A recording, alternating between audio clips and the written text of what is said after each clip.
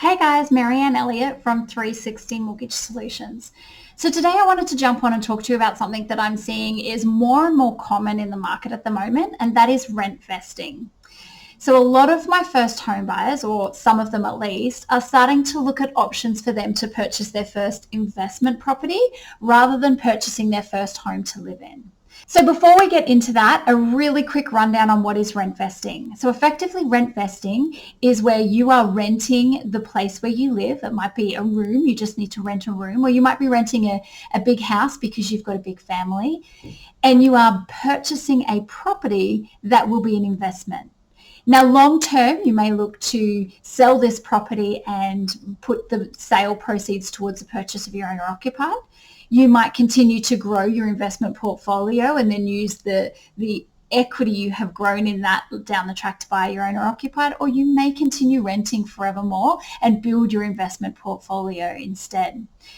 Each person, it's very different what the long-term plan is, but effectively it's about getting your foot in the market with a lower priced property.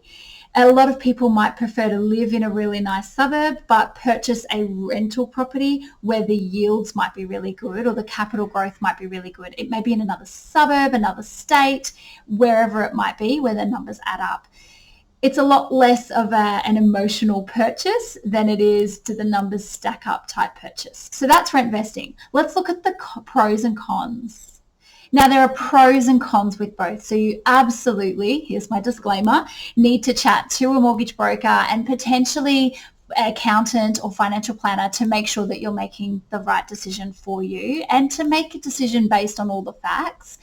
But here are some reasons why my clients are considering buying an investment property and rent vesting rather than purchasing their owner-occupied home. So for a start, the buy-in amount can be a lot better. So when I say the buy-in amount, if you're not looking at a home that's big enough for your entire family and you're just looking at what is a good lower entry value that you can purchase in for, it's a very different amount that you're looking to spend.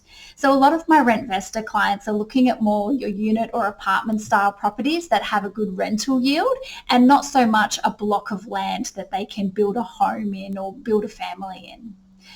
Another benefit may be, and again, you need to talk to your accountant about this, but there may be some financial benefits when it comes to tax time for you.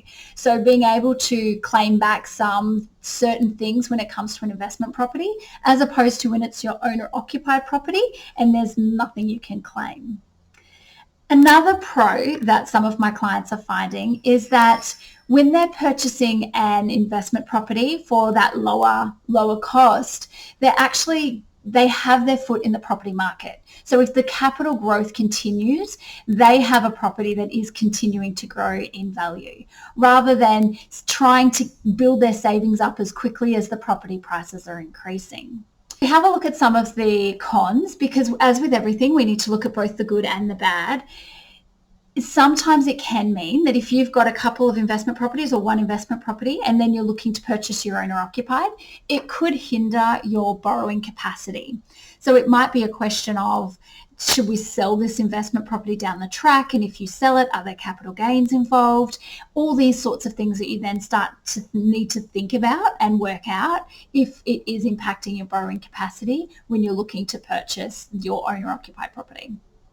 Another con may be if you purchase the wrong type of investment property and there is no capital growth or there's a drop in the market and you're having to look at fire selling the property for some particular reason, you may actually lose out on money. And finally, another con to consider would be if the property was to go unrented. Now, there's a lot of talk in this market that we're in a rental crisis and properties will rent quite quickly, but there's never a guarantee that your property will rent. So if it's not renting and you have to be paying the mortgage as well as paying where you're renting, so that can be a really big obstacle for some people. So guys, in a nutshell, that is rent vesting. as I said before, it is definitely something that you need to speak to quite a few specialists to work out, is it something that works for you? So the first step would be to book an appointment with a mortgage broker, so Tara or myself, and we can run through what rent vesting would look like for you. And then you can start to work out who else you need to speak to find out, is your first property going to be an investment or is it going to be an owner occupied? So that's it from me, guys. Have a fantastic day, and I'll catch you in the next week's episode.